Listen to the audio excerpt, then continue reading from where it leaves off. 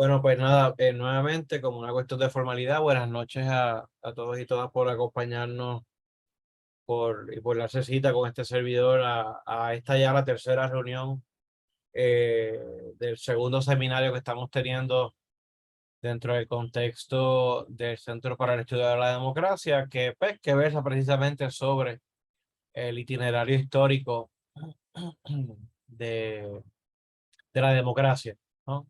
Como concepto, como práctica y como práctica. Eh, a modo de recapitular, para entonces partir hacia adelante, luego de haber tenido una primera reunión en la que discutimos o conversamos sobre el sílabo y hablamos de algunas cosas conceptuales fundamentales, básicas, hicimos tal vez algunos comentarios sobre la perspectiva metodológica que adopta el recurso principal, que es este servidor, pues, para en mi acercamiento al material del seminario y demás. Pues en la segunda reunión, que fue la que tuvimos el martes pasado, ¿sí? Eh, pues ahí ya fuimos adentrándonos en lo que se entiende que fue la primera, por lo menos fueron las que la nombraron. Entramos en lo que se entiende que fue la primera experiencia histórica democrática, y nos referimos, hecha comunidad, o sea, como sistema de ordenamiento de una comunidad humana, que, ¿verdad? Allá Dios mío, en la antigua Grecia, en la ciudad-estado de Atenas, fundada como producto o como solución tensa a convulsiones y choques y conflictos de clases sociales en el último tercio del siglo VI, que fue fundada entre el 508 y 506 antes de nuestra era. A pesar de tal vez una o dos interrupciones y tal vez el doble o el triple de intentos por acabarla, pues sobrevivió de alguna manera u otra hasta el 323, 322, cuando Atenas, pues, a pesar de una resistencia bastante encomiable, pero finalmente cae ante Macedonia bajo el liderato de Filipo II. Y como vimos en la sesión pasada, pues nada, discutimos qué implica, o sea, planteamos más bien cuáles eran esos cuerpos principales,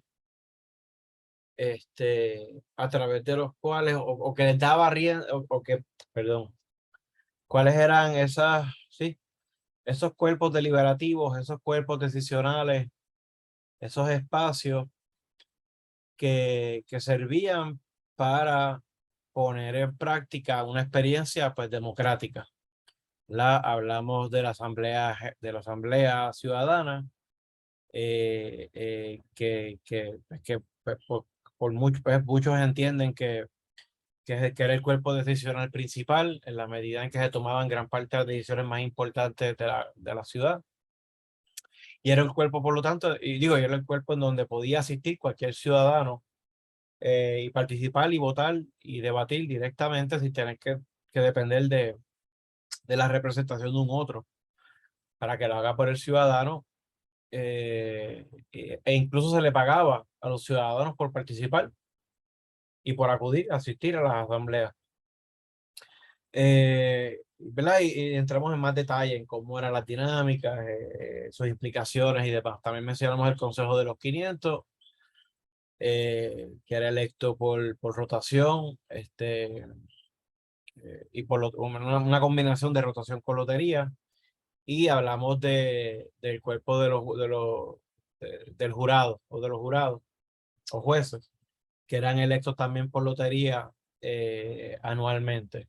Y pues, que como todo esto, o sea, ¿verdad? Más allá de sus pormenores y las personas que se excusaron en la reunión pasada, pues siempre tienen de referencia la grabación de la sesión que está en el grupo del centro en Facebook, y pueden, pues, repasar eso. Pues todas, o sea, que el detalle de las características y cómo operaban estos cuerpos, pues respalda, ¿verdad? En que en efecto esta gente no solamente vivía en democracia, como eso que señala un espacio particular en el cual se vive, sino que vivían democráticamente. Es decir, la democracia no era solamente un entorno dentro del cual se ejercen determinadas prácticas de convivencia, sino que la democracia es en sí misma una forma de ser, una forma de vida. Y que como pues, y los alcances y o limitaciones que tenía eso, ¿no? Nosotros pues comentábamos las limitaciones en materia de la extensión de la ciudadanía, ¿verdad? Que tiene que ver con la exclusión de esclavos, mujeres, atenienses, extranjeros, pero por otro lado el reconocimiento de los alcances inauditos como la extensión, hasta ese momento, como la extensión de los derechos ciudadanos a los trabajadores no propietarios y analfabetas. Y cómo era un sistema que en efecto permitía que el ciudadano promedio pudiera reunirse entre sus pares, entre sus congéneres, a decidir o a tomar parte de las discusiones que van a redundar en las acciones que van a impactar su vida en comunidad. Y eso, digamos, en términos generales, lo que estuvimos haciendo la sesión pasada, a lo que valdría la pena añadir antes de referenciar eh, unas lecturas, porque la clase pasada sí hicimos bastante referencia a la lectura de Josiah Over, titulada Public Speech, The Power of the People in Democratic Athens, o algo por el estilo. Y pues, que nada, un poco fundamentado, bueno, por un lado debatía con la historiografía más conservadora clásica sobre la Grecia antigua, pero a la misma vez pues servía pues para fundamentar a su vez a veces los planteamientos olímpicos que tal vez algunos piensan que uno hace al respecto de esta experiencia democrática. Pero dejamos, digamos, guindando quiere decir que dejamos sin comentar el diálogo del Protágoras. Y pues entonces, pues para hoy yo les sugerí, o planteé como lecturas de referencia otro diálogo de Platón, en este caso la apología de Sócrates, y un comentario al respecto de ese diálogo y del caso sobre Sócrates en general, que fue un breve artículo que este servidor publicó en el 2011, si no me equivoco. Pues quería añadir, antes de hacer referencia a esas lecturas, a algunas de estas lecturas y algunos temas dentro de ellas, pues ¿verdad? Que las críticas que tradicionalmente se le hacen a esta experiencia democrática, perdón, antes de decir lo que pensaba decir, sí terminamos la sesión pasada en un punto bien importante que hay que seguir tomando en cuenta de cara al presente y al futuro del seminario, a raíz de un comentario que hizo Jaime Parch sobre pues, la importancia de calibrar la democracia como experiencia vital, como experiencia. Y entonces pues, se prestó para que comentáramos al respecto de eso mismo, es decir, de tratar de pensar cómo articular o plasmar prácticas de convivencia democrática, es decir, cómo establecer espacios, reglas de juego, modificaciones, reformas a las leyes o al ordenamiento jurídico, político, o reformas a otros espacios que no son necesariamente el Estado, ¿no? Pueden ser espacios más pequeños, más minúsculos dentro de un determinado, dentro de un determinado país. Formas y maneras que permitan en que en conjunto podamos conversar, deliberar, opinar, recabar el apoyo de un grupo de pares reunidos en un momento dado y tratar de ponernos de acuerdo. Eh, claro, sabiendo de entrada una cosa, ¿no? Cuando digo ponernos de acuerdo, no me refiero a llegar a una especie de consenso puro. O sea, quiero decir o sea, la democracia nunca implicó y no implica el que todos lleguemos a un punto de estar de acuerdo. Es decir, en donde todo el mundo cede de tal manera que todo el mundo pierde y entonces como que llegamos a unos acuerdos mínimos en los cuales estamos todos de acuerdo. De eso no se trata la democracia. La democracia no es ni bueno ni malo, es un elemento democrático. La regla democrática por excelencia es la de la mayoría. Y en ese sentido, cuando digo de que todos grupos, en grupos, ¿no? Entre nuestros padres deliberemos, tengamos debates, conversemos, debatamos, lo que sea, pero al final del día, pues, tratar de recabar el apoyo de una mayoría reunida para lograr que se llegue a un acuerdo apoyado sobre la voluntad de la mayoría. Lo que siempre implica, obviamente, que en democracia no todo el tiempo todo el mundo, ¿sabes? Pues no sé si el lenguaje de ganar y perder es el mejor, pero en democracia no todo el mundo gana. Entre otras cosas, ¿por qué se acepta que en democracia no todo el mundo gane? Y se acepta como algo legítimo.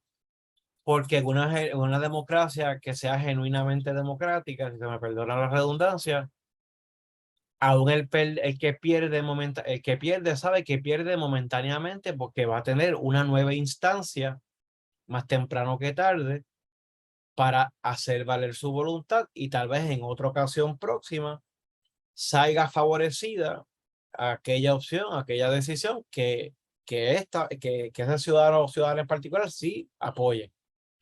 Es decir, ¿verdad? Para decirlo de una manera mucho más llana, o sea, o dando un ejemplo bien concreto, uno de los elementos que le da legitimidad a un ordenamiento democrático liberal como los nuestros es que, ¿por qué los ciudadanos si uno piensa en los ciudadanos que, por ejemplo, pues tienen un presidente o tienen un gobernador por el cual ellos no votaron, ¿por qué lo aceptan? O sea, más allá de que así lo prescribe la ley y el ordenamiento jurídico, pero en términos generales, ¿por qué lo aceptan? ¿No? ¿Por qué tienen que aceptarlo? Bueno, lo tienen que aceptar porque saben que de aquí a 4 o 6 años, dependiendo del país en el que uno esté ubicado, va a tener la oportunidad o de sacarlo del sitial, de la posición de poder, y poner a otro, o si usted lo respalda, de tratar y las reglas de juego permiten una reelección o reelecciones repetidas, pues de reelegirlo, ¿no? Es decir, en democracia los que pierden saben que, o sea, aceptan la derrota porque saben que es momentánea, porque en otra instancia, en otra ocasión, pueden estar en el grupo de los vencedores, en el debate que sea.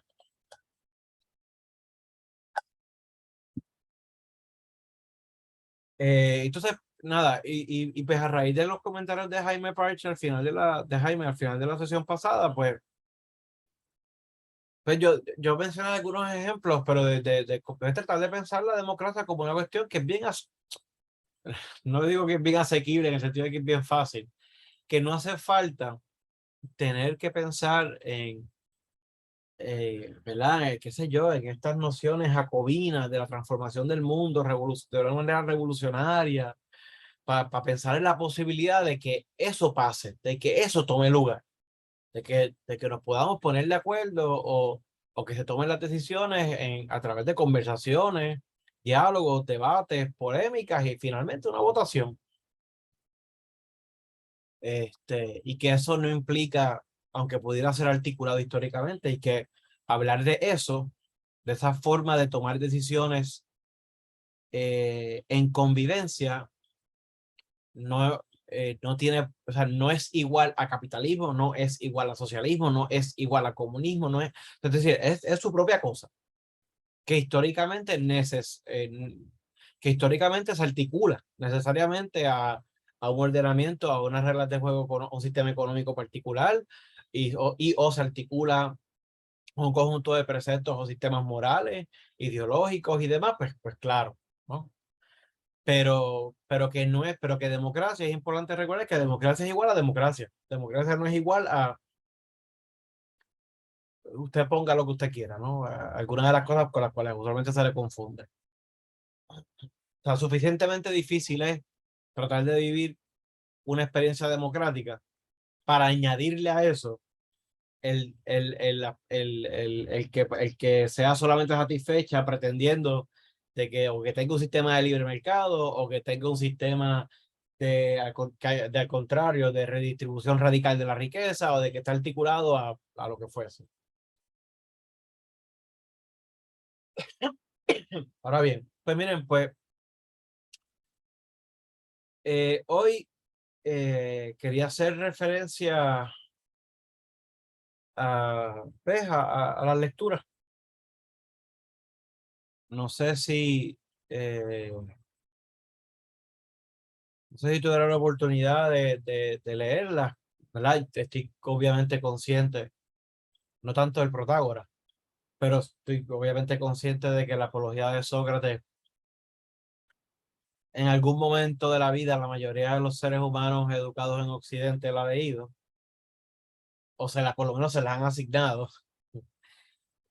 Y si no, tienen por lo menos alguna noción básica, mínima, así sea tergiversada de lo que le pasó a Sócrates.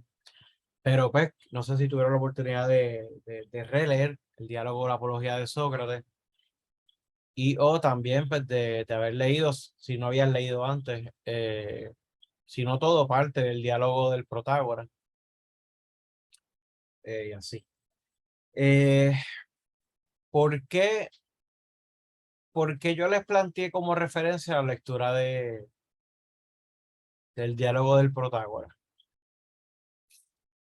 Eh, la razón principal tiene que ver con que la mayoría de los comentarios que tenemos sobre esa experiencia democrática original inicial en Atenas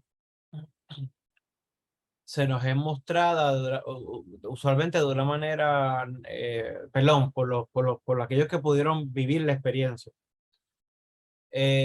Lo que sobrevive usualmente es negativo en contra de ella, ¿verdad? Porque pues son personas que ideológica y políticamente eran adversarios o eran contrarios a la democracia. Es el caso de Platón, es el caso de Jenofonte, es el caso de algunos poetas, es el caso de Aristóteles, es el caso de muchos, de muchos sofistas, es el caso de muchos que escribían discursos públicos y privados y los vendían para la defensa de ciudadanos para distintos casos judiciales. Eh, pero que teníamos en Protágoras, pues una figura que a pesar de que es un diálogo escrito por Platón, este diálogo de Protágoras pertenece a ese grupo de diálogos que los críticos asocian como los diálogos de Sócrates que son más cercanos al Sócrates genuino, más cercanos al Sócrates histórico. Y que por lo tanto pues tenemos una buena representación de este interlocutor de Sócrates, sino que no tenemos a Platón, digamos, velándose la guira, mostrándonos a un Protágoras que luciría tal vez, digamos, tal vez como un imbécil, como un bestia, como un bruto, frente al cual entonces Sócrates vendría a vencer, a destruir, ¿no? A vencer terriblemente, intelectualmente hablando, lo que sea, pero no es el caso. Tenemos un diálogo bastante, o sea, perdón, tenemos la representación o escenificación de un diálogo bastante balanceado, contundente, en donde ambos interlocutores principales, tanto Protágoras como Sócrates, se dan a respetar o lucen bien. yo me voy a enfocar, y fue lo que les había sugerido, realmente la primera mitad del diálogo. Vale la pena añadir que en la segunda mitad del diálogo, Sócrates y Protágoras se enfrascan en una discusión bastante erudita que demostraba el conocimiento de parte y parte sobre poesía. Pero bueno, pero en la primera parte tenemos que Platón nos presenta a un Protágoras que, para justificar o para responder a la pregunta de cómo es posible enseñar la virtud o el arte de lo político, y Sócrates le pregunta eso a Protágoras, dado el hecho de que Sócrates, siendo ateniense, sabiendo que en Atenas democrática cualquier ciudadano puede participar en la asamblea o en otros cuerpos, pues le dice, ¿cómo es que tú puedes enseñar algo que, ves que aquí se toma por sentado que todo el mundo puede opinar al respecto, como que no hay especialistas, ¿no? Aquí tú sabes, sí, si quieres aprender de medicina, vas a un médico. Aquí, si quieres bregar con algún padecimiento de algún animal, pues, acudes a un veterinario. Aquí, si quieres aprender de cálculo, pues vas a un matemático. Pero cuando trata de sobre si vamos a la guerra o no vamos a la guerra, aquí la opinión de cualquiera vale. Si tú seas un herrero de caballo, así seas un ingeniero, así tú seas. Y en el contexto de responder a esa objeción de Sócrates, o esa pregunta de Sócrates, de si se puede o no enseñar la virtud, y particularmente el arte o la virtud de la política, pues Protagoras la responde de dos maneras. La responde a través de un mito,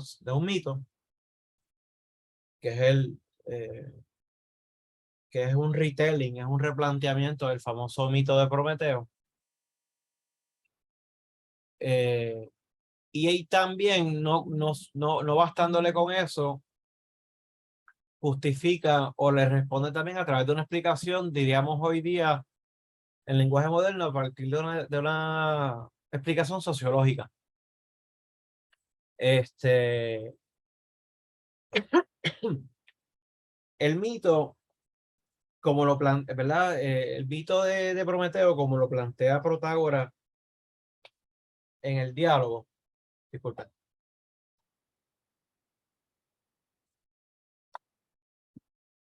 es interesante porque tiene una modificación particular y lo hace distinto a cómo se cuenta usualmente el mito de Prometeo. Ahora, Prometeo como siendo aquella figura que salva a la humanidad, otorgándole, ¿verdad?, el fuego, el uso de la razón, la creatividad, el arte en general, etcétera. Como lo plantea Protágoras en el diálogo, eh, supuestamente cuando los seres humanos son creados por Zeus, eh, se reparten distintas características. No, embuste, perdónenme. Se forma un caos, ¿no? Entre todas las especies mortales. Y Zeus le da de tarea a Prometeo y a Epimeteo el que repartan de la manera que ellos mejores entiendan, de manera, ¿verdad?, complementaria inicialmente, distintas destrezas, talentos, características, cualidades a las distintas especies para que el mundo se balancee y haya algo de armonía, ¿no? De armonía funcional. Y Epimeteo, según él, como se plantea en el diálogo del Protágoras, Epimeteo convence a Prometeo de que le dejará a él hacer solo la tarea. Y Epimeteo reparte todas las cualidades distintas y todas las distintas destrezas y todas las distintas fortalezas y todas las distintas capacidades entre todos los seres mortales, pero dejando guindando a los seres humanos, que los deja indefensos. Es en ese contexto que entonces Epimeteo, alarmado, se le acerca a Prometeo y Prometeo le roba a Atenea y le roba a otro dios o diosa que se me escapa, eh, el arte y la capacidad del uso de la razón y el logos y tal cual, ¿no? Que esa parte pues sí conjuga un poco con la versión clásica del mito de Prometeo.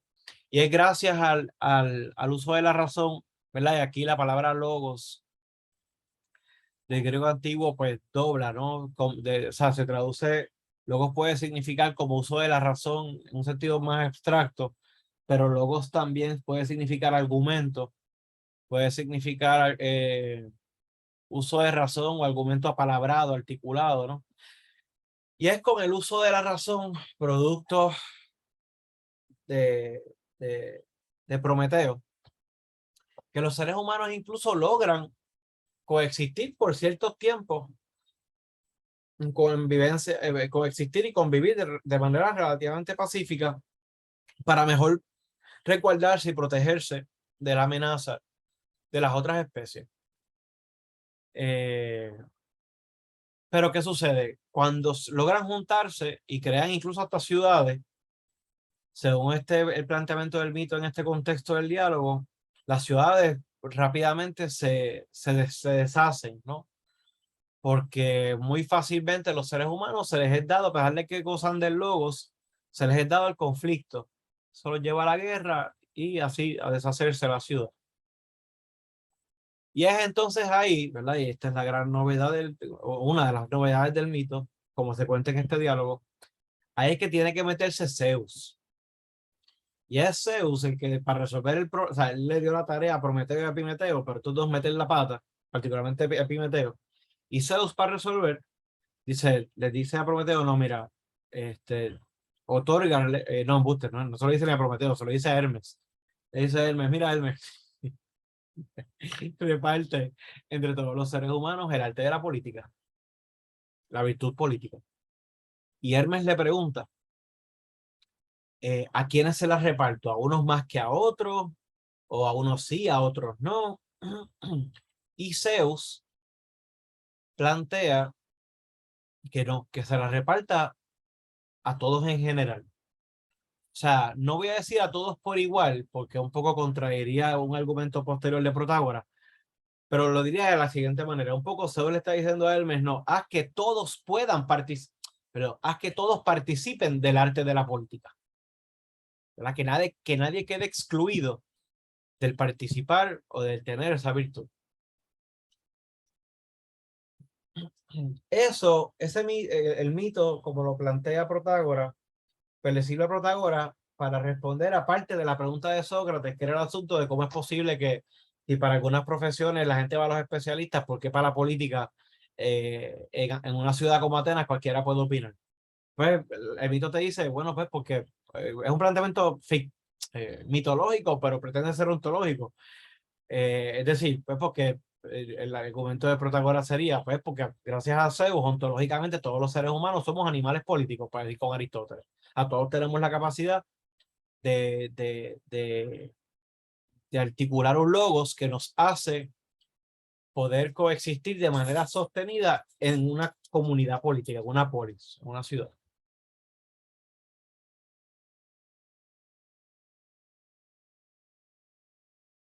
Eso, antes de pasar a la explicación sociológica, esa es la forma del mito, de la explicación de Protágoras. Pero esa explicación además es, esto es un pequeño paréntesis, pero es importante, porque y yo le comentaba, si no me equivoco, a Jaime Parch al principio de la sesión pasada, esa manera de plantear el mito de Prometeo, tal vez es uno de los planteamientos fundacionales de la teoría política o de la ciencia política o de la política como un campo de estudio, por lo menos relativamente autónomo. Porque, ¿qué es lo que te está diciendo? O sea, ¿qué es lo que está detrás de esa forma de expresar el mito de Prometeo? Ah, que el conocimiento o la virtud, que el conocimiento sobre lo político es un conocimiento específico, particular, que no forma parte del resto de los conocimientos o de los posibles usos de la razón, porque eso ya se habían repartido. O sea, ¿qué está haciendo de alguna manera Protágoras al contar el mito de esta manera? Está cercenando, está dándole un espacio particular a lo político como un campo como un saber específico, particular. Eh, y si bien no en la práctica completamente independiente autónomo, por lo menos relativamente autónomo e independiente. Y eso, pues, para aquellos que nos formamos o nos entrenamos en ciencia política o en teoría política, o incluso a aquel punto, aquella persona que esté interesada en la historia de la política y en la política en general, pues que se sepa que tal vez tenemos ahí, si no el primero, uno de los posibles primeros planteamientos que adelantan de que la política es un conjunto de actividades dignas de conocerse como un cuerpo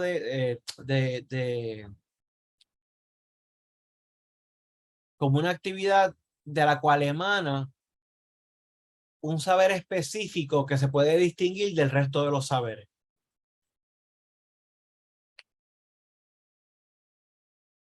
Si eso fuera el caso,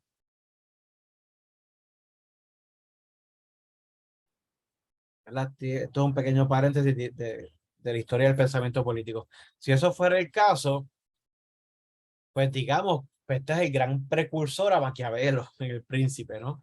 Y a otros, supongo, pero porque muchos interpretan en El Príncipe de Maquiavelo, como creo que comentaremos la semana que viene, como que Maquiavelo está adelantando el planteamiento de la autonomía de lo político, es decir, que la política es un campo de acción relativamente independiente o autónomo que cuenta con sus propias reglas, normas, dinámicas y que por lo tanto en política el que quiera actuar de manera satisfactoria tiene que actuar a partir de las normas, reglas y dinámicas propias de la política y no propias de otro campo o esfera social de acción. O sea que hay una especie de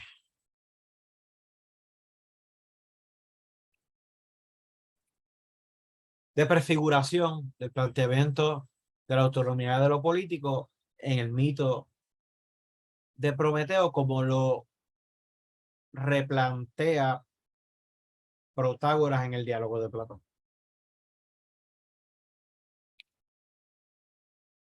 Protágoras, como quiera, me sospecho que ya Sócrates tenía que tener cierta fama, como la tenía Protágoras.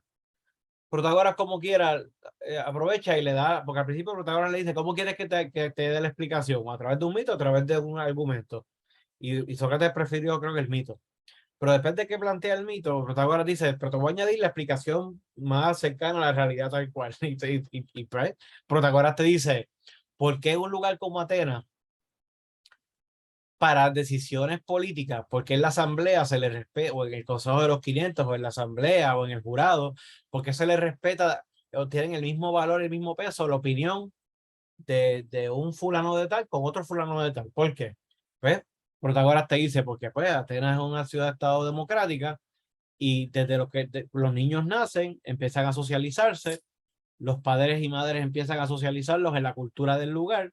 Luego de ahí pasan a pequeños tutores, luego a maestros, están educándose toda una vida, aculturándose a través de toda la vida, hasta que llegan a la adultez. En la adultez se ven en la obligación de conocer las leyes de la ciudad, lo que les sigue nutriendo. Es decir, en otras palabras, de manera bien resumida, la segunda explicación es por qué todo el mundo en la Atenas democrática, en teoría no, por qué todo el mundo ¿por qué se acepta que cualquiera pueda opinar, cualquier ciudadano pueda opinar sobre asuntos políticos en Atenas?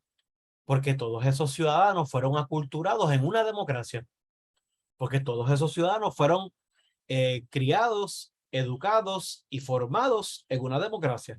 Por lo tanto, todos ellos, unos más que otros tal vez, pero todos ellos han internalizado los elementos básicos de una cultura democrática.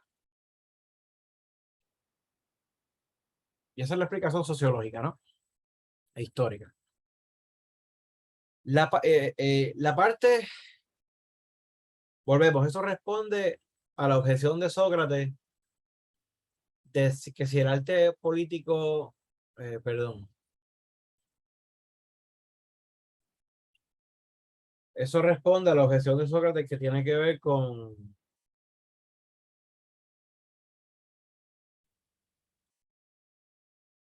por qué se le respeta la opinión a todo el mundo, ¿verdad?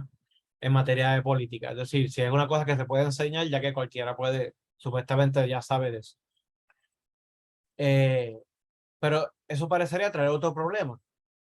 que es que si así sea a través de la aculturación o así y la socialización en una en una democracia, o así sea a través del mito de Prometeo o de Zeus, que es el que le da a todo el mundo participación en la política, eso podría parecer contradecir entonces la necesidad o el hecho de que se puede enseñar el arte de lo político. Pues entonces, ¿qué quedamos? O todo el mundo participa de la política, y si ese es el caso, porque hay gente como el mismo Protágoras que se dicen, entre otras cosas, que son expertos y que, entre otras cosas, te cobran por enseñarte la virtud o el arte de la política. Y ahí, de una manera bien resumida, una sola oración, la explicación de Protágoras es, bueno, lo que sucede es que el conocimiento de lo político no es un asunto de suma cero.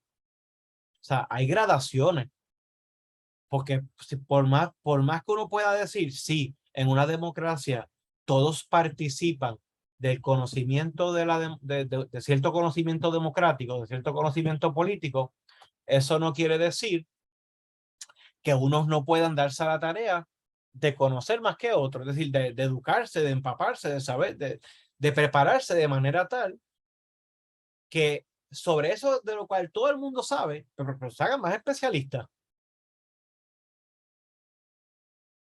Eh, Voy a dar el ejemplo que él da y después voy a dar un ejemplo que es mucho más inmediato para nosotros.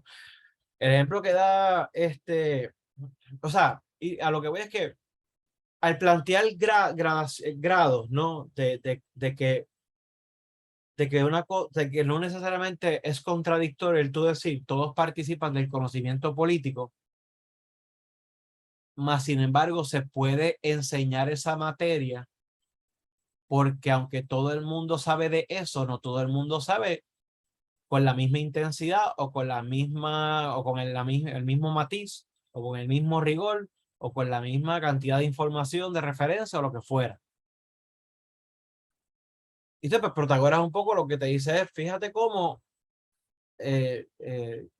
no recuerdo cuál es el instrumento que coge de ejemplo, pero digamos, Protagoras dice, imagínate que una ciudad X se caracteriza porque todos en esa ciudad X tocan guitarra, saben tocar, saben, todos manejan el arte de la guitarra, de tocar guitarra. Tú puedes decir a la misma vez que dentro de esa comunidad que se caracteriza porque todos tocan guitarra, eso no exime la posibilidad de que haya un virtuoso o de que hayan virtuosos, de que haya gente, así sea por don divino, don natural o por educación, formación, entrenamiento, pues se vuelven especialistas en el arte de la guitarra y tocan mejor guitarra que otros de la misma comunidad. Pero, te dice Protágoras, pero cualquier guitarrista de esa ciudad en la que todos tocan guitarra, cualquiera, ahí así el más leña, el más básico, sabe tocar guitarra en comparación con cualquier otro ciudadano que proviene de una comunidad que digamos que se caracteriza porque todos tocan la flauta. O sea, no sé si digo, perdón, no sé si se entiende el argumento que está tratando de hacer Protágoras, pero a lo que apunta Protágoras es que, para decirlo ya más en concreto, o sea, tú no tienes que ser un mega super especialista en asuntos políticos públicos.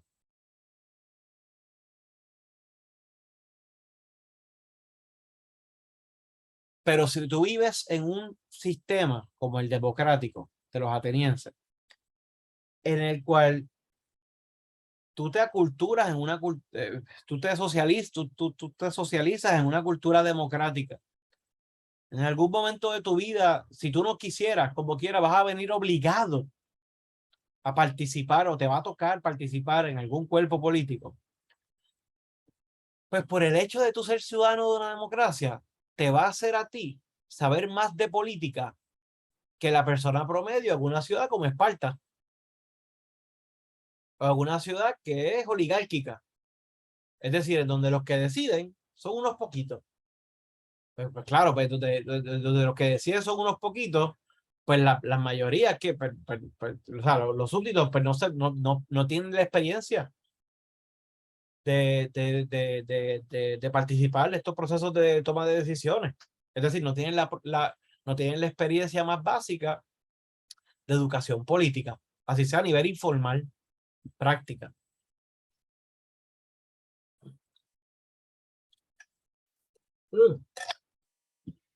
Algo bien, un ejemplo de eso, pero en términos más recientes, es como, o sea, es lo siguiente, o sea, si uno vive en un ordenamiento que hoy día se identifica a sí mismo como democrático liberal, uno vive en una situación en la cual si, si usted tiene dolor de muela, usted va a ir a un dentista. Si usted cae en cinta, usted va a ir a una especialista en ginecología o obstetricia. Si usted tiene un caballo para competir, usted va a ir a buscar un jockey. Es decir, nosotros vivimos en países en donde los que se identifican como democráticos liberales, donde para casi cualquier cosa hay un especialista.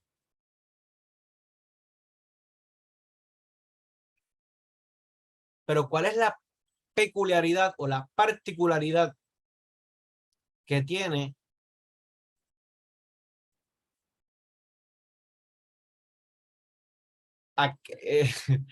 la práctica de aquellos que somos especialistas en política? Aquellos que tenemos maestría, doctorado en ciencia política.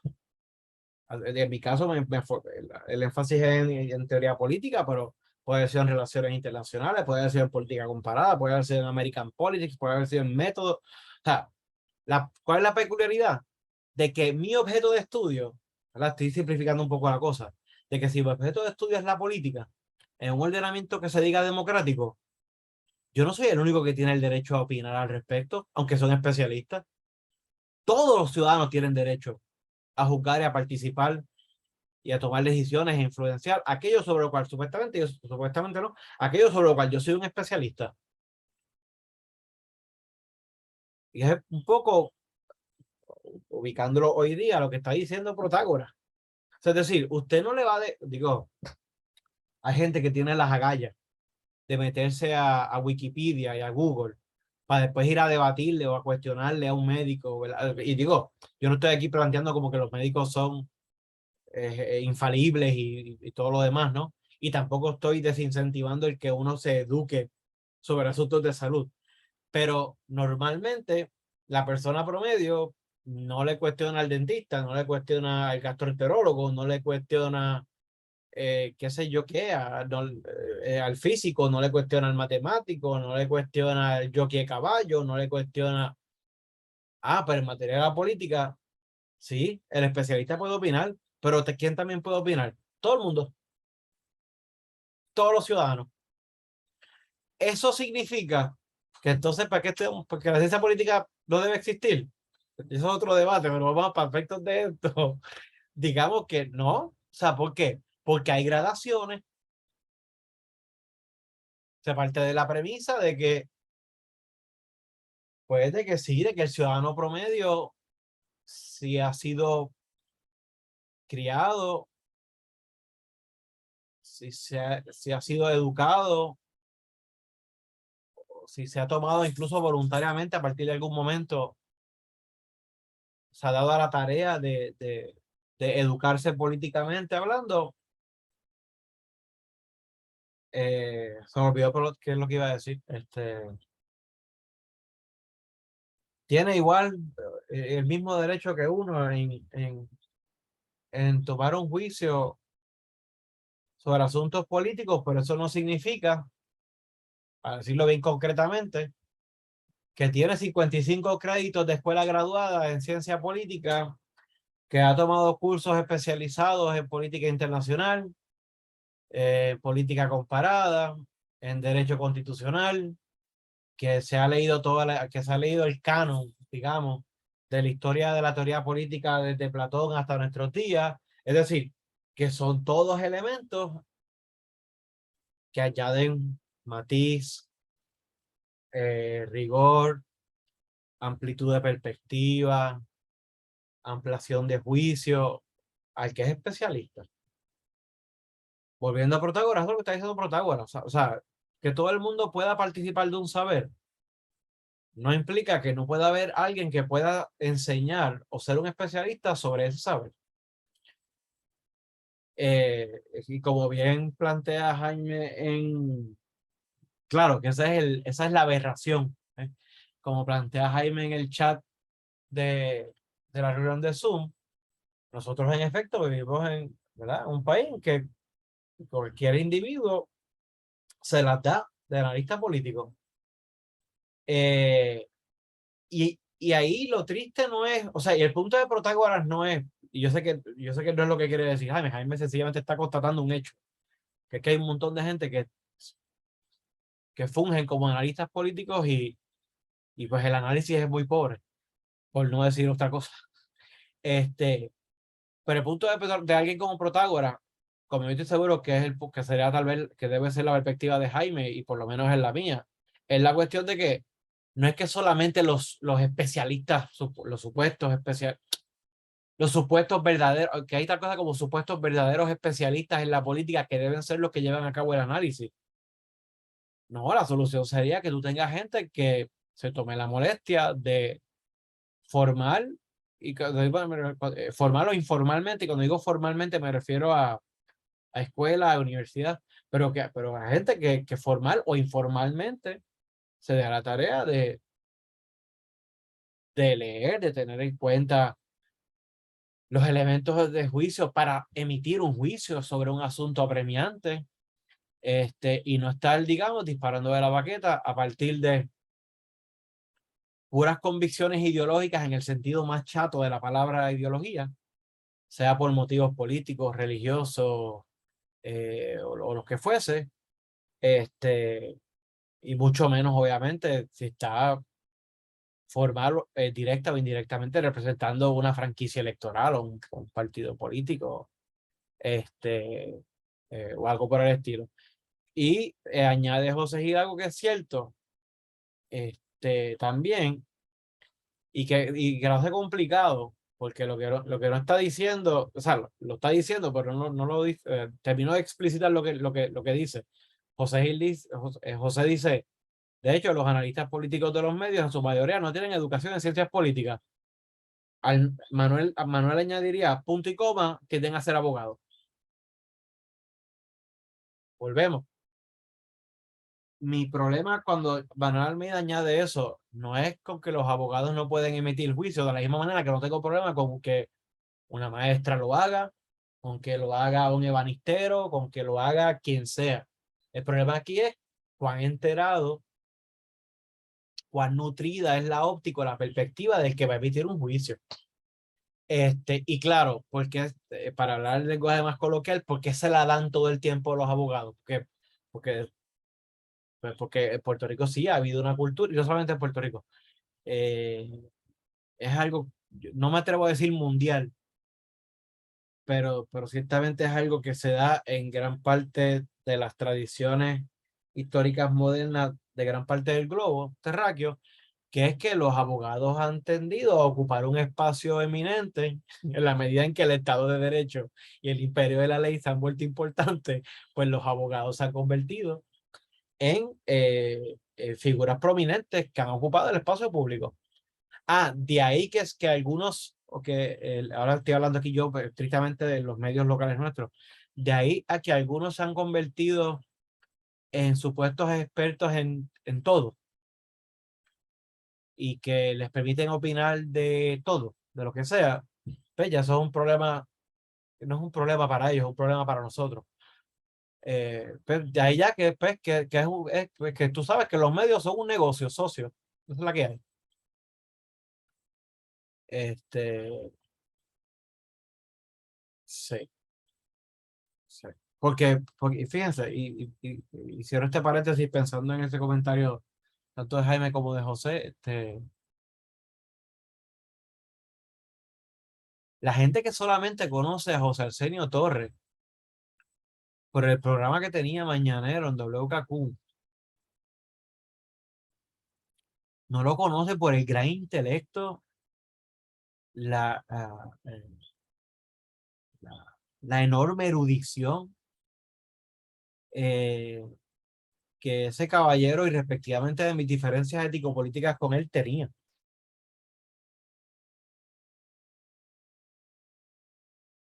Sino que más bien se recuerdan de él porque por el refranero popular que ponía en práctica haciendo sus análisis en la radio.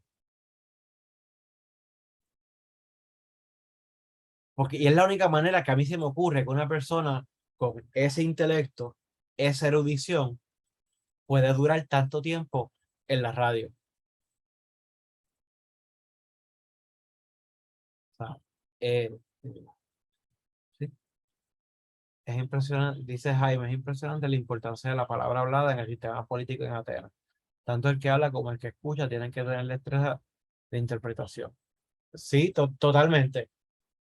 Y ahí lo importante es saber, ahí es importante saber, sí, totalmente. O sea, yo les decía a ustedes en la sesión pasada que Hannah Arendt decía que la democracia era el reino de la doxa, de la opinión. A eso, sin tener que desdecir eso, uno podría añadir realmente o sea, la democracia es un sistema político que está fundamentado en el habla,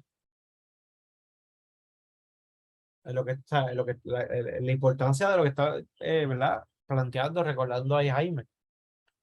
Este,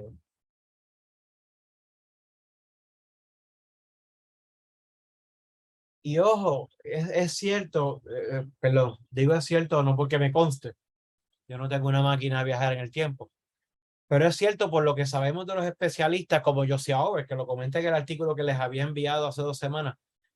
Es cierto que había una tendencia en las asambleas, particularmente, a que los que se dedicaban y tenían los recursos para dedicarse a nutrir y cultivar y formarse en artificios retóricos y en oratoria, tendían a tener más turnos, tendían a debatir más que el ciudadano promedio.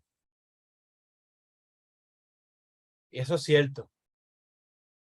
Pero, pero, y ahí lo que voy a decir empata con la segunda oración de lo que dice Jaime, porque hablar implica enunciar, pero también implica escuchar.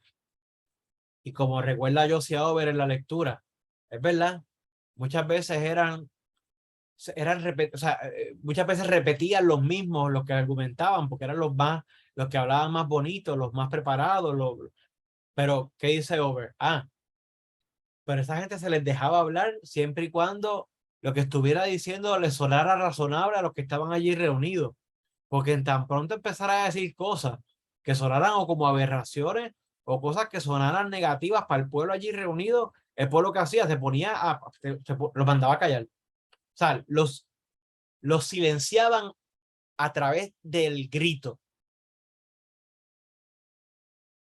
O sea que sí, o sea, o sea, lo que voy es que bueno, eso, por un lado, y por otro lado, que el ahora implica la importancia del escuchar, y que, y que la educación, por lo menos en Atenas, porque ¿verdad? Pues estamos todavía, o sea, estamos hablando de nosotros hoy día, pero el punto de partida en estas 2 sesiones ha sido Atenas, pero en el caso de Atenas, habían procesos informales de educación política. O sea, tú tal vez no tenías los dracmas necesarios para pagarle a un Gorgias, a un Protágoras. Que hay que decir algo sobre eso de cobrar, porque la gente piensa, pues solamente los ricos y qué sé yo, pero hay que decir algo al respecto de eso ya mismo. Pero vamos a poner que tú no tuvieras los recursos para hacerte de un tutor en la retórica o lo que sea. Eh, tú te educabas en las liturgias, tú te educabas en los festivales públicos religiosos. Tú te educabas en los festivales teatrales, viendo que de manera gratuita las grandes tragedias, las sátiras, las comedias, todo esto en actividades subvencionadas por los más adinerados y ¿cómo se dice? Y subvencionadas a favor del pueblo promedio.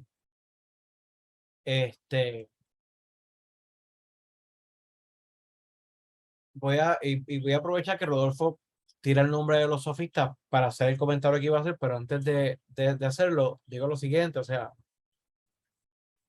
y remito de nuevo a la lectura de Josiah Ober. Josiah Ober dice algo que lo ha argumentado como en 3 libros. Digo, lo argumenta en ese ensayo, lo argumentó en su primer gran libro que lo hizo famoso, y después lo trató de fundamental como en 2 o 3 libros más, que es el planteamiento de que sí se puede vivir en una democracia por un tiempo duradero y estable, pero sabiéndose que la vida en democracia siempre implica necesariamente ciertas tensiones,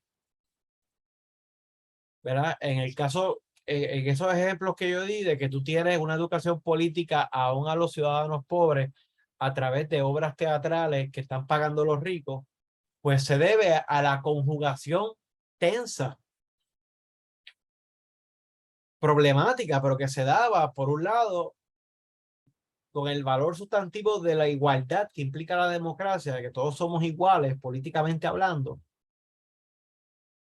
pero combinado con el agón, con la pasión por competir y por sobresalir del espíritu aristocrático. ¿Y cómo se manifestaba? Decía yo, y Josiah Ober elabora, dice, algunas de las formas en que se manifestaba ese espíritu competitivo entre los más pudientes era, pues yo voy a donar más que tú para subvencionar esta competencia teatral. Yo voy a dar más que tú para esta liturgia. Yo voy a dar más que tú para la construcción de esta plazoleta. Yo voy a dar más que tú. Ah, que será para que se le reconozca. Fantástico. Pero era esa combinación del espíritu igualitario, democrático, combinado necesariamente, culturalmente hablando, moralmente hablando, con ese espíritu eh, agónico, competitivo, aristocrático.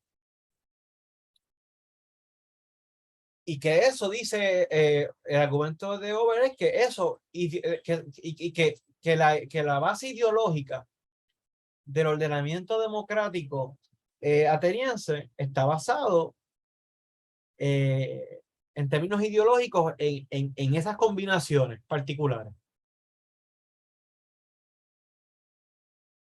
Y de hecho, en su primer libro, en ese de Mass Analytics in Democratic Athens, usa por nombre y apellido conceptos, usa Gramsci, ¿verdad? Para hablarle esto al final del libro. Pero cualquier persona que haya leído un poco a Gramsci sabe que el uso que está haciendo de Gramsci es bien utilitario y bien superficial. Está como que adornando con Gramsci el argumento que... O sea, el argumento se puede hacer sin Gramsci. Él mete a Gramsci al final como para darle caché, me imagino, o darle algún ornamento izquierdoso o marxista o algo porque era innecesario, pero pues lo hace, ¿no? Y si usted es como yo, que le interesa la obra de Gramsci, pues eso es algo curioso, lo que está presente en la obra primera de este clasicista. Entonces Rodolfo menciona por nombre y apellido a los sofistas, y Protágoras era el gran sofista de la primera generación. Y cuando digo el gran sofista, me refiero al más, el que la gente entiende que era el más famoso, el más reconocido. Los sofistas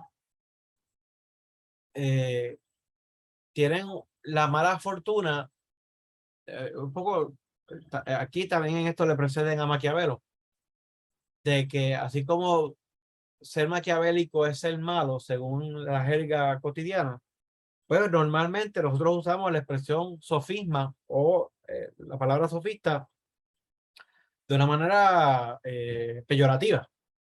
O sea, cuando digo, y ya los chamacos y las chamacas no hablan así. Pero cuando se usaba mucho estas palabras, pues cuando tú decías que alguien le decía a otra persona, típicamente era una discusión. Ah, no, ya tú estás con un sofismo, tú estás haciendo un sofista, te estaba diciendo que tú eres un charlatán y que tú estabas tratando de pasar el gato por liebre en una discusión. O sea, como que estabas tratando de ganarte un argumento sin el sustento racional, sino que estabas tratando de, para decirlo de una manera más neutral, estabas tratando de hacer pasar falso conocimiento como verdadero conocimiento, ¿verdad? De ahí esa mala fama, ¿verdad? Como una de las acusaciones que se le hacen a Sócrates, una de las acusaciones eh, que supuestamente se las ganó Sócrates por su mala fama, era la de hacer lucir como más fuerte el argumento más débil, que es un poco a lo que hace alusión ahí José en el chat. Eh, pero claro, y Sócrates dice, o sea, y cuando acusan a Sócrates, y cuando Sócrates dice que eso es una acusación que siempre se le ha hecho a él, está interpretando de la peor manera eso, esa expresión. Pero no tiene por qué ser así. O sea, es decir, yo no. Eh, hay una chulísima literatura que la cito de memoria. El libro de Edward Chiapas, Dios mío. Y no Chiapas con Schiappa. Edward Chiapas se llama Protágoras al Logos, o Logos al Protágoras, y tiene un subtítulo.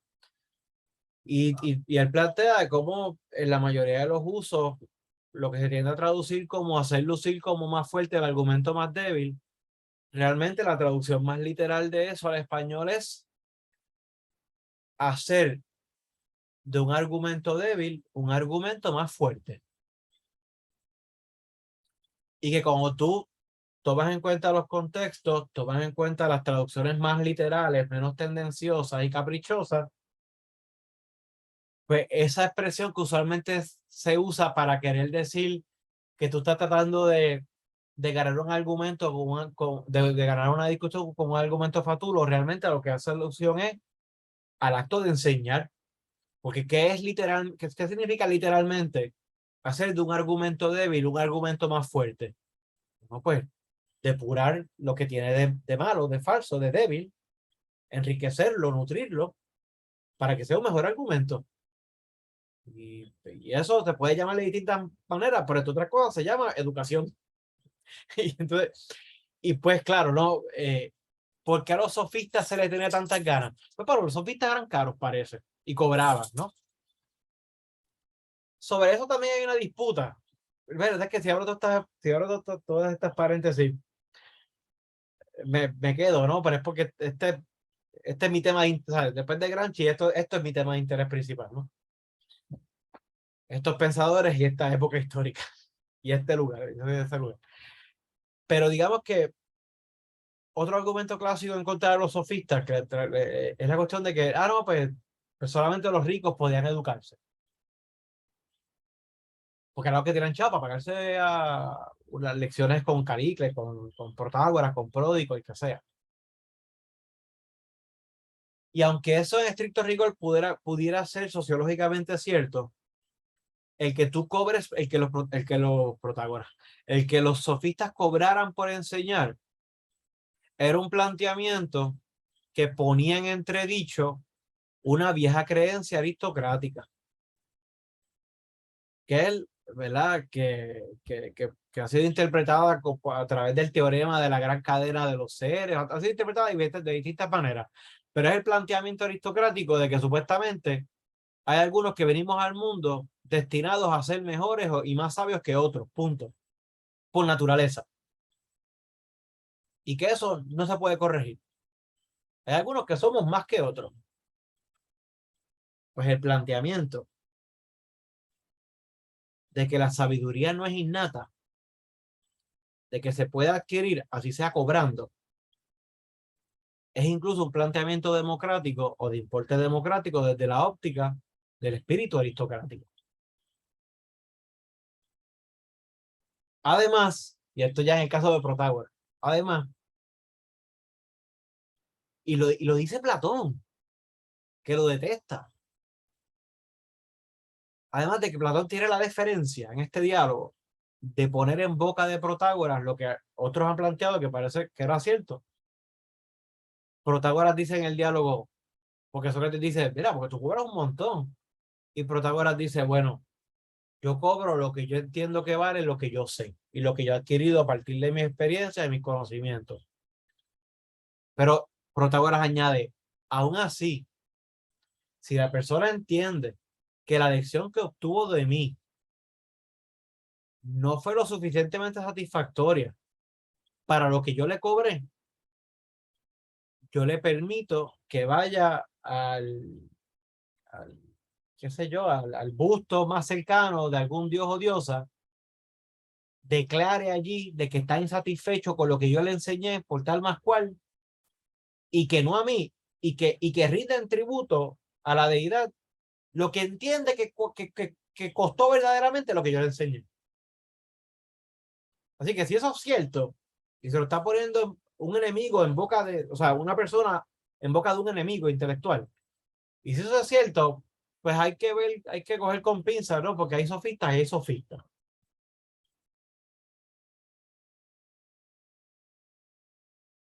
Eh,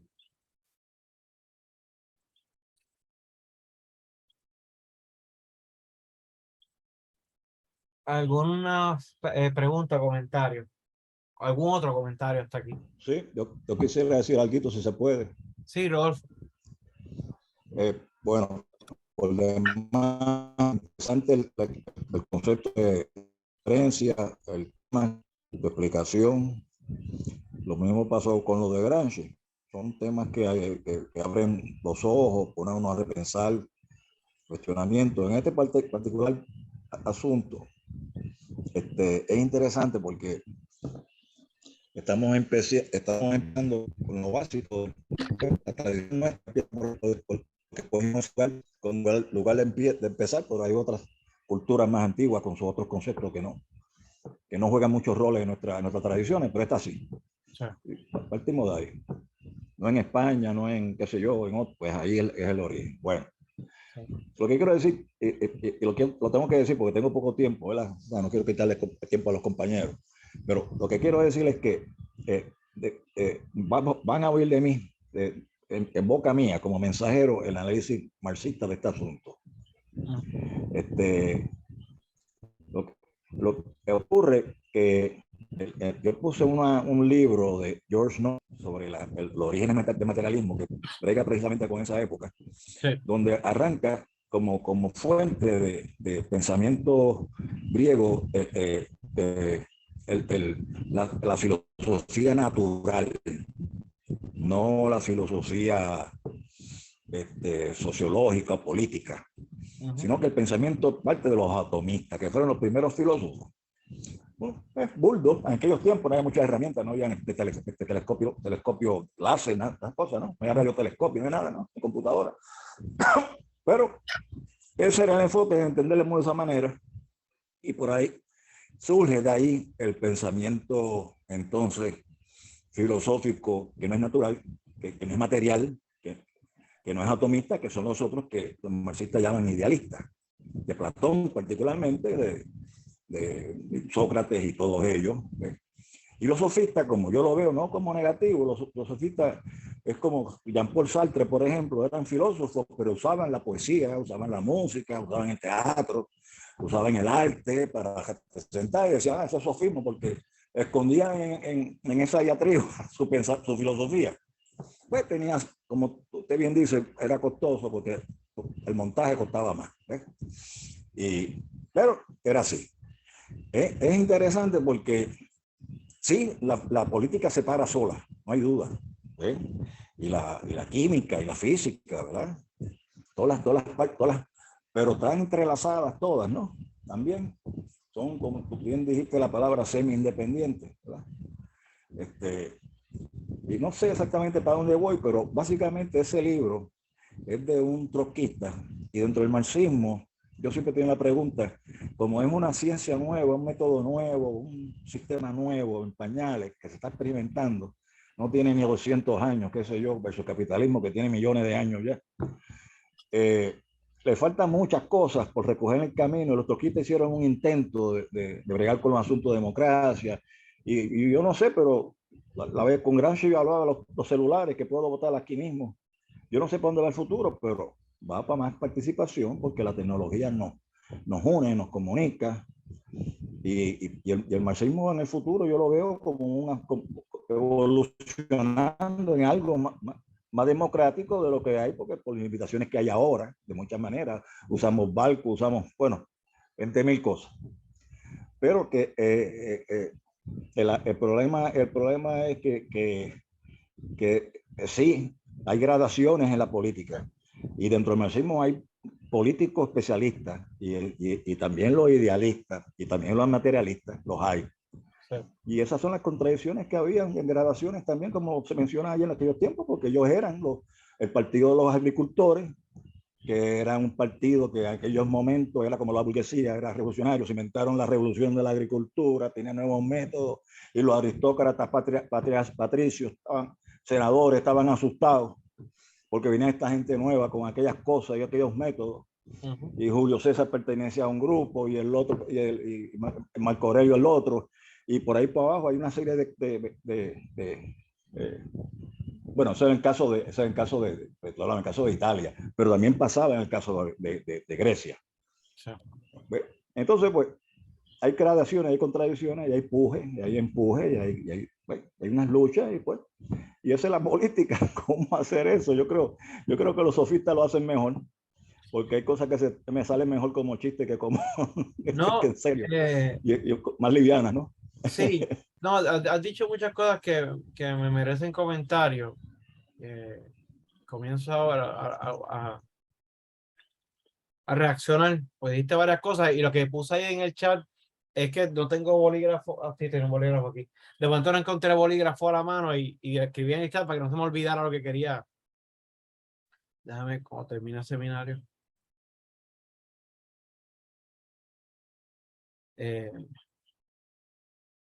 Pues mira, varias cosas. Primero, entre otras cosas,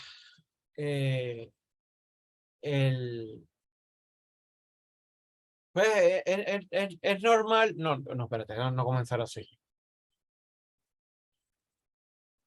Marx, que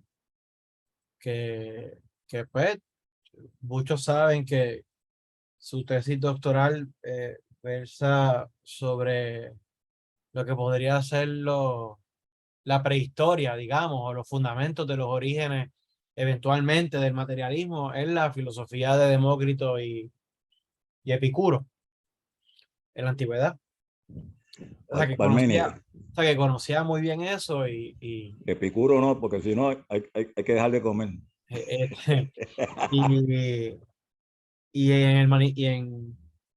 Y no solamente en el Capital, pero en el Capital son numerosas las veces que cita a los antiguos, y entre ellos Aristóteles, por ejemplo, que es uno que cita mucho.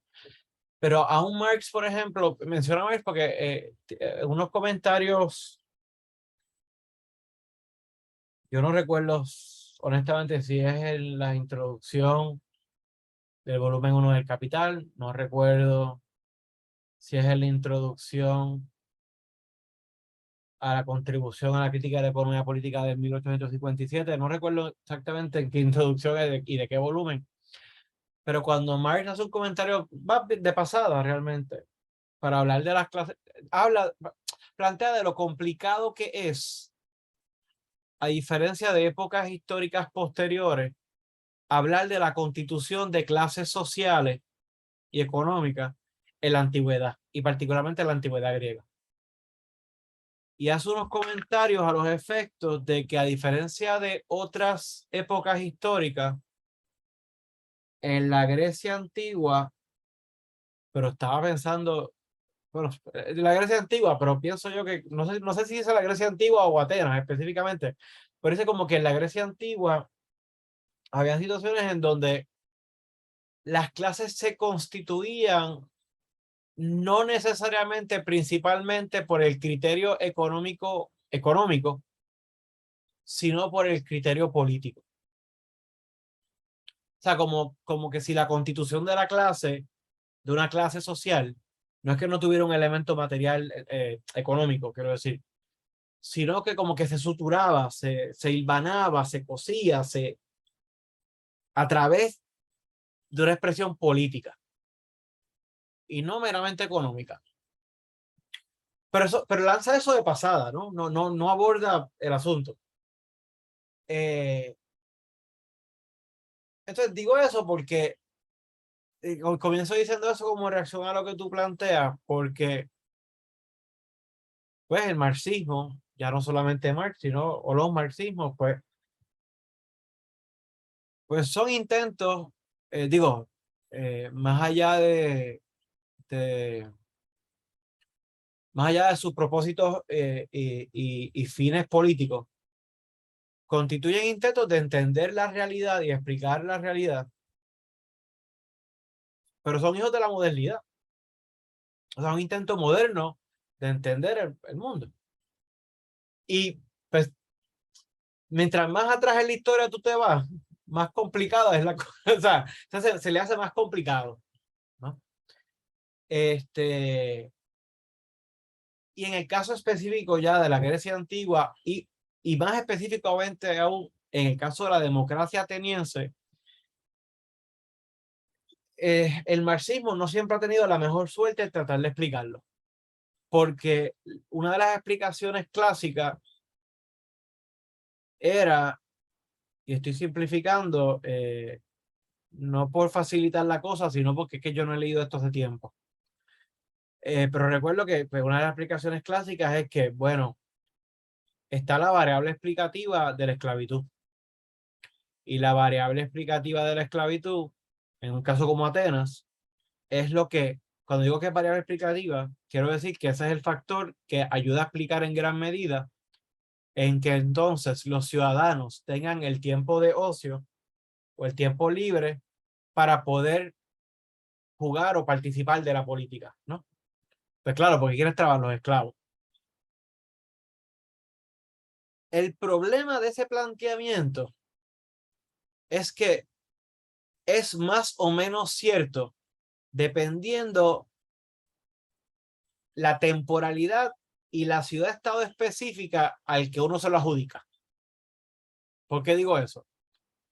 Porque los expertos en la experiencia, y aún marxistas, y pienso específicamente en el libro Peasant Citizens and Slaves de Ellen Maskin Woods, que ¿verdad? Fue, creo que pasó a mejor vida recientemente, pero fue una de los últimos baluartes en el ámbito de la teoría política marxista dura de verdad, que te plantean de cómo en un caso como la Atenas democrática habían esclavos y los esclavos efectuaban trabajo, pero que la fuerza de trabajo principal que producía la riqueza material que sostenía la ciudad no era esclava. Eran ciudadanos, hombres libres. Que puede parecer un preciosismo conceptual, pero realmente no lo es. O sea, porque tú, o sea, si uno se pone fino, o sea, es decir, tratando de ir al fino con los conceptos, pues es bien fácil tú decir, ah, pues la Atenas democrática era democrática porque era un sistema esclavista. Pero bueno, suave, porque en marxismo, tú hablar de un modo de producción X, Y, Z, feudal, esclavista, capitalista, lo que sea, en el fondo, estamos hablando principalmente de las fuerzas implicadas en las relaciones sociales de producción. Y en el caso de la Atenas democrática, durante este periodo, la fuerza de trabajo principal no eran los esclavos, eran los ciudadanos libres. Muchas veces los esclavos eran auxiliares de los trabajadores libres. Muchas veces los esclavos trabajaban en tareas domésticas o servían de nanas para para las madres en los hogares. Es decir, que a lo que voy, que por lo menos en el caso de la Atenas democrática, los más críticos, aún viniendo del marxismo, no se atreven a decir hoy día ya, la democracia existía porque la producción era gracias a la mano de obra esclava. Porque sería faltarle a la verdad. O sea, que lo que parecería un procesismo es decir que Atenas no era Atenas tenía esclavos, pero no era completamente una sociedad esclavista. En el sentido técnico de que la mano de obra principal que producía la riqueza que sostenía la sociedad, pero no eran los esclavos, eran los seres humanos. O sea, los seres humanos, mira, a mí estoy como Aristóteles y yo. No eran los esclavos, eran los ciudadanos libres. Nada, eso para un ejemplo de cómo para el marxismo en general ha sido siempre un poco complicado, y particularmente el marxismo clásico, porque cuál es, o sea, todo esto que estamos hablando, la grandeza de todo este experimento es netamente político. Porque como yo decía en la sesión pasada, nunca hubo un intento ni la intención de llevar a cabo una redistribución concienzuda, pensada de la riqueza. A nadie se le ocurrió en la Atenas, a nadie se le ocurrió así, o sea, es decir, la democracia ateniense nunca pretendió abolir la propiedad privada, ni redistribuir los medios de producción, ni, o sea, en ningún sentido. Que hubo un sinnúmero de prácticas que implicaban concretamente cierta redistribución de la riqueza. Bueno, pues sí, pues obvio, ¿no? O sea, a través de la tributación progresiva, a través de la competencia entre aristócratas a ver quién pagaba más para subvencionar los festivales públicos, a través de que eran los pudientes los que subvencionaban la construcción de los navíos. Es decir, sí había una redistribución pero efectiva en algunos casos, pero no eran una escalada que fue pensado para level el play, para igualar social económicamente la sociedad. Valga la redundancia. Eso nunca fue pensado de esa manera. Eso por un lado. Sí. Yo busco la Woods y si me puedes ayudar con la cita de Marx, donde es que dice sobre la falta de definición de clase. Si tropiezas con ella, no busques. Sí, no. Si lo de camino, pues Sí, es bien fácil de conseguir. Yo la busco y te la mando por Messenger, porque es bastante, o sea, como es famosa, es notoria, yo la identifico y te la mando. Muy bien. Ok, yo te admito que yo no he leído marxista. Me entero ahora de Woods. Yo no he leído marxista que haya analizado la cuestión económica de Grecia. Sí, no, mira, hay una tal Margaret, discípula de Keynes. Sí. Pero a mí me chocó una cosa, una evidencia que te la quiero compartir. Sí. En el Museo de Arte de Fine Arts en Boston, en el sótano, yo me caminé por casualidad, me metí allí. Sí. Tenía una visita y pues la llevamos a la mamá y a la hija que pensaba estar por allá y la acompañamos. Y la llevamos al museo para que se entusiasmara y se fuera para allá, ¿verdad? Estudiar. Era la mamá la que quería, era amiga de la familia. Entonces, de casualidad me da con ir al sótano. Doctor, cuando yo llego al sótano, hay una exhibición de arte griego brutal. Pero un sótano como de grande, qué sé yo, del edificio de estudios generales, por ejemplo, así de grande, porque son museos grandes, todo el sótano era eso. Sí. Bueno, entonces tenían encasillado, tenían todas las cosas esas, las vasijas pintadas, y vasijas y artefactos, todo pintado, todo guardadito en cristal. Y todas las figuras, ese negocio que tenían era el negocio del aceite, porque el aceite era su producto principal de exportación y mantenía la economía. Entonces, cuando todas esas figuras que estaban allí eran esclavos negros, estaban pintados negros, y me quedé así frío.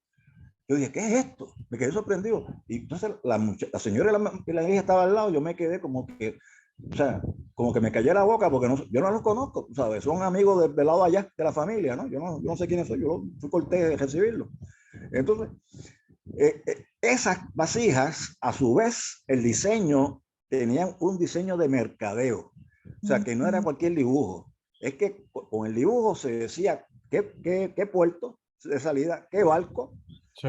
qué comprador, en qué puerto. ¿Ves? O sea, tenía una estrategia de vender el aceite, porque el aceite era que... Entonces, a mí me parece, ¿verdad? Puedo equivocarme, pues voy a revisar la Woods. Yo sé que lo debes tener por ahí, ¿verdad? Yo lo busco por acá. Debo revisar la Woods, porque a mí me parece que sí, sí yo conocía que habían dos partidos en Grecia, en Atenas, los partidos de los agricultores y los patricios, que eran los aristócratas que tenían derechos que venían de antes, y eran los agricultores que venían con la revolución esta de la agricultura, que tenían nuevos métodos, aumentaron la producción del aceite, tumbaron a los monarcas, como quien dice. Bueno, la historia se repite, lo mismo, ¿no? Las revoluciones científicas, ya más o menos me está leyendo por interés en Gramsci, ¿no? Y ese tipo de cosas, ¿ves? Entonces, no sé, pues hasta ahí llego. ¿Ves? Yo creo, me gustaría ver eso porque el aceite, la gran cantidad ¿cómo es metáfora, no? ¿Cómo se llama eso? Las cosas, las vasijas esas tienen ánforas. Llenaban barcos enteros de ánforas porque esa era la economía, la gran exportación. Así fueron que conquistaron con la guerra, asociaron el ejército, llegaron a Italia. No, bueno, lo pastoral, lo nómada, era muy poco, porque fueron los de la revolución agrícola que establecieron los sedentarios, los territorios, ahí salen las naciones, ahí sale la serie de cosas, la estabilidad, la cultura, fueron los que dieron al palo. Pero estoy abierto a toda discusión, porque eso fue lo que yo vi. Yo me quedé y conjugando una cosa con otra. Muy bien, Quería ¿no? compartir eso porque es un tema bien interesante, porque Sí. ahí es que empezamos, ¿ves? Porque entonces cuando llegamos hay que ver otra historia. Entonces, es importante ver, ¿verdad? Y no es que el marxismo tenga razón, o sea, el marxismo tiene mucho por depurarlo y mucho por trabajar. Yo soy socialdemócrata, creo en algunas cosas y en otras no, ¿ves? Pero por eso vengo aquí a aprender, porque nos da un trasfondo y una oportunidad de ver las cosas de cierta manera. ¿Ves? Y ese es interesante porque si él dice que la esclavitud no, pues yo estoy seguro que tiene un libro, tiene que estar ahí toda la evidencia y todos los números y la estadística, como buen académico que es, Digo, claro, buen libro, ¿verdad? ahí el problema es que, tiene, pero pues obviamente el problema cuando uno brega con, con estas sociedades es que todas las estadísticas, todos los números siempre son aproximados, ¿no? Está bien, pero una idea. No, no, claro, claro, sí, sí, sí, no, por supuesto. Por ahí más o menos, sí. Sí. Este, Vale. no, no, no, y gracias, Rodolfo. Y lo otro que quería comentar, eh, y empata con, ¿verdad? Paradójicamente, empata con lo que estábamos comentando, que no bueno, tiene que ver, por eso lo voy a mencionar.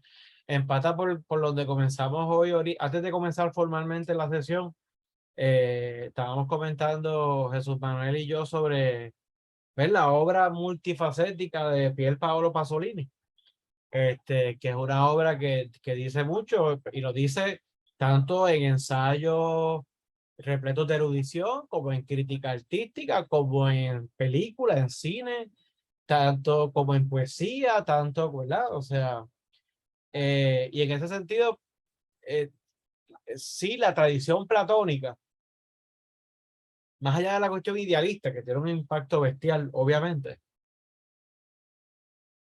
Platón, pues, sentó la pauta para cómo supuestamente filosofar en Occidente de por ahí para adelante, ¿no? O sea, no es que no hayan habido personas que continuamente han puesto en entredicho a través de los siglos esas formas de filosofar, pero ha sido la forma de filosofar que se ha impuesto, digamos, a través de toda nuestra historia hasta el día de hoy. Y claro, otra de las razones por las cuales los sofistas, desde la óptica tradicional, se les da de codo, por lo que tú dices, porque bueno, tú puedes adelantar un planteamiento a través de un replanteo de un mito, a través de la tragedia, a través de una comedia, a través de la música, a través de tu vida práctica. O sea, como yo he dicho en otras ocasiones, o sea, la que se impuso fue la platónica, la dominante, pero hay otra gente que fueron herederos y discípulos directos de Sócrates, que en vez de dedicarse a escribir volúmenes y fundar academias y enseñar matemáticas, es decir, lo que hace Platón, y formar escuelas y qué sé yo, hay otros que se dedicaron a enfatizar la extrañeza de Sócrates y defecaban en las calles y comían con las manos y no se lavaban, no se bañaban y erutaban a voz alta y se metían en conversaciones ajenas. Pero bueno, pero Perdóname, ahí tiene que era Aristóteles que una rompió manera, totalmente pero que era una otra manera alternativa de, de extender el científica. legado socrático. No era platónica, era científica. ¿eh?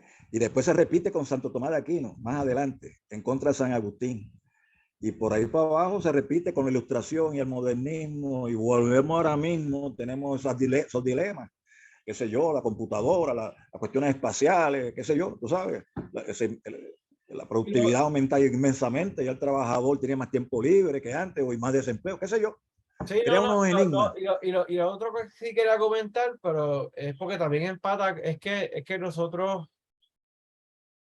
como tú decías, hoy más que nada tenemos acceso a unas herramientas que podemos potenciar, maximizar la participación directa en procesos.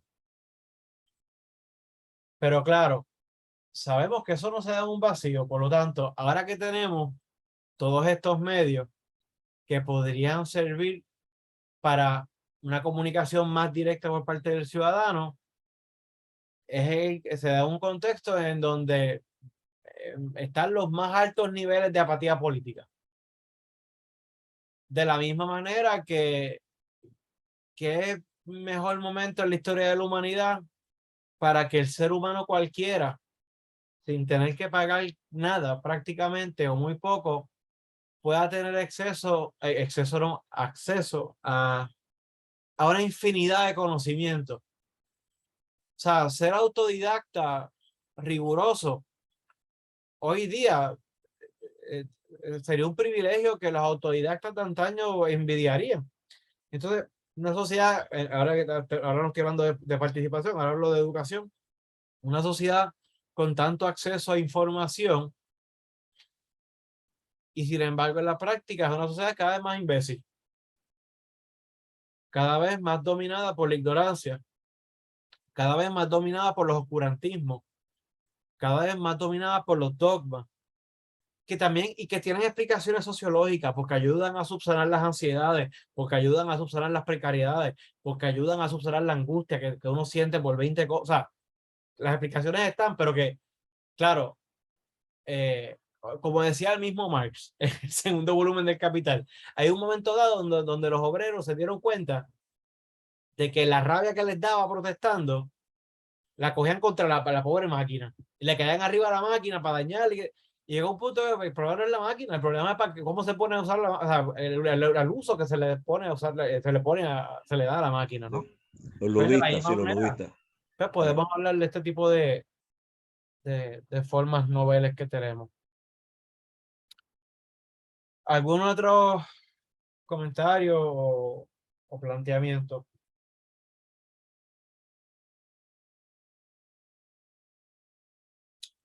Pues le No, puse ahí la yo referencia. Sí, quisiera, sí, sí, porque tengo un par de minutos, ¿verdad? Porque es que el tema es bien interesante. Demócrito y Parménides. Marx empieza por ahí a hacer su tesis, por ahí empieza. Eh, Sabemos, judío, religioso, toda la cosa, ¿no? Este, este, donde se cría él, por allá, donde en Bremen, por esa área, un puerto básicamente. Por ahí sale en barco, una actividad económica brutal, unos puertos más privilegiados, aparte de Hamburgo. Eh, Le crea unas preguntas clave con la filosofía cuando se va llena o ajena, ¿no? En lugar del famoso de la guerra esa de Napoleón. allí estudia la filosofía griega porque como dijimos al principio, es el estándar de entender todo esto, ¿verdad? Se empieza por el principio y así lo entendió, se construyó de esa manera. Y más Un aún Parménides, conceptualizada y recontada por Hegel. correcto, exacto. Pero Hegel lo leyó después. No, no, no, no, pero Según he que entendido. te quiero decir que el estudio de todos los griegos Ujú. pasa por las interpretaciones y las lecturas de Hegel. Correcto, sí, claro. Sí, y él se metió en eso con los jóvenes, ¿no? Cosa que usted sabe. ¿Qué pasa? Que Parménides, el famoso, lo recordamos por el famoso decir, el río no pasa por el mismo lugar dos veces. No, ese es Heráclito, Heráclito. Heráclito, no es Parménides, Heráclito. Entonces lo que decía, lo que es y lo que no es, no es. Exacto, Parmenides es el ser es y no puede no ser. Exacto. Parménides, pues ese pensamiento de Parménides es un pensamiento platónico. El pensamiento otro de Heráclito, que bien dice que el río no pasa, que es un pensamiento como que dialéctico, es un pensamiento, qué sé yo, aristotélico o materialista, idealista, él se confronta a esa cosa en su tesis y de ahí él sale pues dándole la voz al materialismo. Entonces, cuando él confronta esos sistemas filosóficos, sabemos que existían en Atenas lo mismo. Estaban esos grupos allí, había muchos grupos filosóficos. Estaban lo de Epicuro, como mencionaste, estaban lo de, o sea, había muchas escuelas filosóficas y tenían sus lugares, sus esquinas, y tú ibas a la que tú quisieras.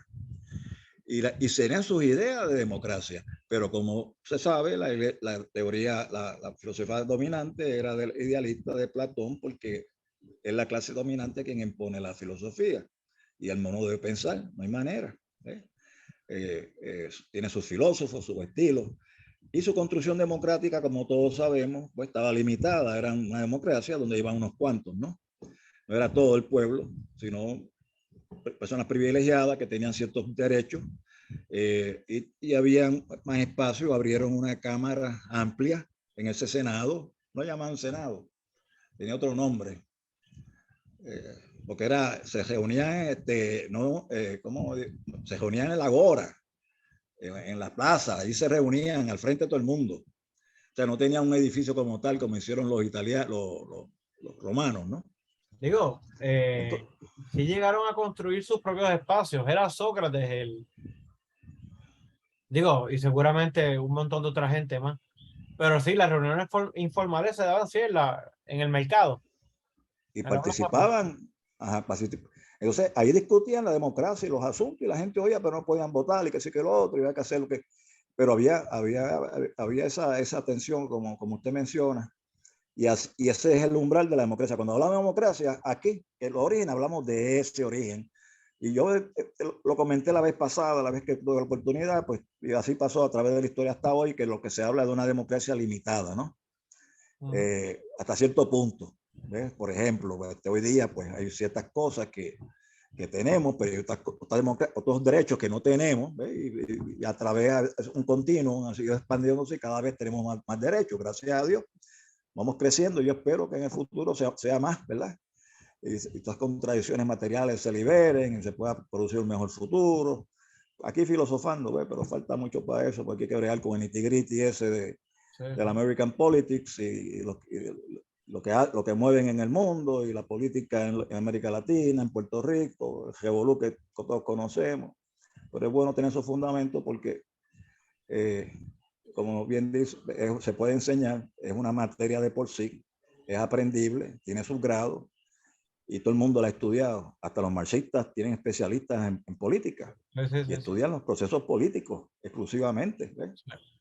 O sea, todo el mundo lo estudia porque ese arte de conciliar, de buscar acuerdos, ese arte político de micro, macro, es clave.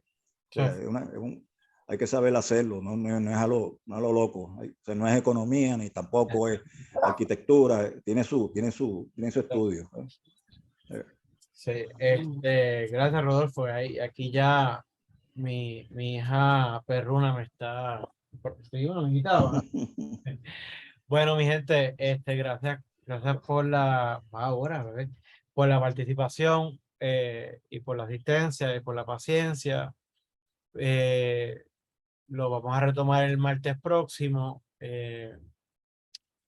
Mañana o pasado les envío la lectura de referencia para tomar en cuenta para la sesión que viene. Que ya radicalmente vamos a dar un brinco, ¿no? Perdón, vamos a dar un brinco radical porque ya vamos a brincar al siglo XVI, si no me equivoco. eh, y ya es un poco buscar elementos democráticos donde no los hay. Es decir, la próxima sesión, las próximas dos sesiones es un poco buscar esos elementos o protodemocráticos o casi democráticos o por lo menos demóticos, dada la ausencia de una democracia en ningún sentido, en cualquiera de sus sentidos. Así que por ahí va la cosa. Nuevamente, gracias. Voy a dejar de grabar aquí. Stop